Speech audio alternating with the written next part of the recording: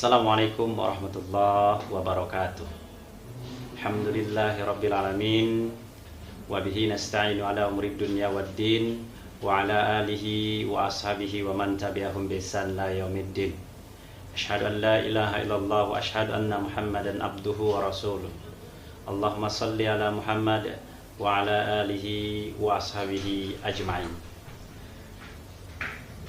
Qala Rasulullah sallallahu alaihi wasallam, ad-dinu nasihah liman qala lillahi wa li kitabihi wa li rasulihi wa li a'immatil muslimin wa ammatihim.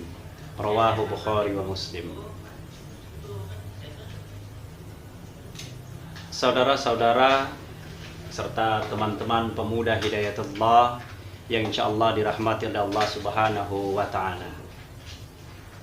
Pada kesempatan yang berbahagia ini kita akan sedikit membahas tentang sebuah hadis Rasulullah sallallahu alaihi wasallam, yaitu hadis tentang ad-dinun nasihah. Agama adalah nasihat. Apa yang dimaksud dengan agama adalah nasihat? Sebelum kita menjelaskan tentang agama adalah nasihat, maka ada kalanya kita menarik garis lurus terlebih dahulu berhubungan dengan kata nasihat. Karena kalau kita tidak memahami dan tidak mengerti tentang kata nasihat ini, maka pemahaman dan pengertian kita tentang hadis ini akan tidak sampai dan akan tidak bisa kita pahami dengan sempurna. Karena di dalam bahasa Indonesia, nasihat itu adalah arahan, wejangan, tuntunan, ataupun masukan dari orang yang lebih senior ataupun dari orang yang lebih tinggi dari segi posisi dan jabatan. Ya, sementara nasihat dalam bahasa Arab itu bisa diartikan mensucikan, mengagungkan, membesarkan. Ini sangat berbeda. Sangat berbeda.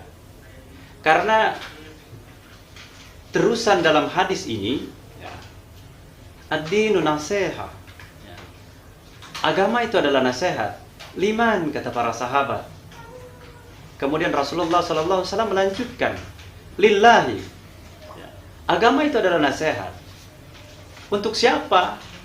Rasulullah melanjutkan kembali, lillahi, untuk Allah. Kalau kita mengambil pengertian nasihat itu dari pengertian nasihat menurut bahasa Indonesia, maka apakah mungkin agama itu adalah nasihat? Dan untuk siapa? Untuk Allah. Masa kita memberi nasihat kepada Allah, memberi petua, wejangan dan sebagainya? Itu akan sangat tidak mungkin. Tetapi kalau kita mengambilnya nasihat yang dimaksud di sini adalah dalam bahasa Arab, maka membesarkan, mengagungkan atau mensucikan itu sangat tepat. Kenapa? Membesarkan Allah. Kita harus membesarkan siapa? Membesarkan Allah, mengagungkan Allah, mengesahkan Allah. Yang pertama lillah. Ad-dinu nasiha. Yang pertama lillah, untuk Allah. Membesarkan Allah, mengagungkan Allah, mensucikan Allah. Atau bisa juga dikatakan mengesahkan Allah. Atau bisa juga dikatakan bahwa tidak ada Tuhan yang patut disembah kecuali Allah Subhanahu wa ta'ala. Kemudian yang selanjutnya, ad-dinu nasiha li kitabihi, untuk kitabnya. Apa yang dapat kita pahami di sini untuk kitabnya? Yaitu kita harus meyakini bahwa kitab-kitab itu memang berasal dari Allah, dan tentu isi dari kitab-kitab itu juga adalah dari Allah, dan kita wajib mengimani kitab-kitab Allah tersebut. Dan kemudian di dalam kitab-kitab Allah itu, mulai dari Zabur, Taurat, Injil, serta Al-Quran, di situ terdapat nasihat-nasihat bagi kita untuk menjalankan kehidupan ini, atau menjalani hidup dalam kehidupan ini, agar kita tidak salah arah, agar kita tetap pada siratul mustaqim, ya, pada jalan yang lurus. Kitab Allah atau Al-Quran itu sebagai pedoman bagi kita untuk menjalani hidup di kehidupan ini. Kemudian selanjutnya, ad-dinu nasiha li rasulihi. Agama itu adalah nasihat untuk para rasul. Apa yang harus kita pahami di sini, bahwa tentu selain kita diwajibkan untuk mengimani para rasul-rasul Allah yang pernah atau yang diutus oleh Allah Subhanahu wa taala ke muka bumi ini, tentu saja kita diharapkan bisa meneladani, menggali tentang kehidupan para rasul Allah tersebut, tentang kesabarannya, keberaniannya, ketekunannya, kezuhudannya, kealimannya, dan sebagainya. Maka kalau kita sudah meneladani, sudah mengagumi, mengasihi kehidupan kita ini, tentu akan kita jalani sesuai dengan tuntunan dan ajaran yang diajarkan oleh Rasulullah, ya, dengan menjalankan sunnah-sunnahnya, ya. Sunnah-sunnah Rasulullah Sallallahu Alaihi Wasallam begitu banyak, ya. Meskipun seandainya nanti kita belum bisa untuk menjalankan semua sunnah-sunnah Rasulullah Sallallahu Alaihi Wasallam tersebut, paling tidak kita berusaha semampu kita, kita berusaha sekuat-kuat tenaga kita, ya, untuk menjalankan sunnah-sunnah itu. Apalagi saat ini di bulan Ramadan, bulan penuh berkah ini, semua amal ibadah kita dilipat gandakan oleh Allah Subhanahu wa taala. Maka ini adalah kesempatan bagi kita, ya, kesempatan bagi kita untuk meningkatkan ibadah kita, baik ibadah wajibnya, sholat berjamaahnya, kemudian juga kita tetap terus harus meningkatkan ibadah-ibadah sunnah, ya, seperti sholat rawatib, ya. Nah, salah satu contoh sholat rawatib yang luar biasa pahala dan ganjarannya yaitu sholat rawatib sebelum sholat subuh, ya. Dikatakan di situ bahwa apabila kita melaksanakan sholat rawatib sebelum sholat subuh, ya, maka pahalanya itu lebih baik, ya, dari bumi dan seisinya.